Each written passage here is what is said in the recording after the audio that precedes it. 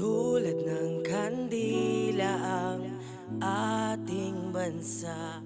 Ang liwanag nito'y unti-unting nawawala. Maraming tikom pa rin, takot gawin. May sistemang gumapos sa amin. Kahit pilitin mang lumaban ay hindi makawala. Nang dahil sa pera na nilagay sa aming bulsa. Nang dahil sa pera tayo'y nagkakanya-kanya. Nang dahil sa pera na nilagay sa aming bulsa. Nang dahil sa pera tayo'y nawawala.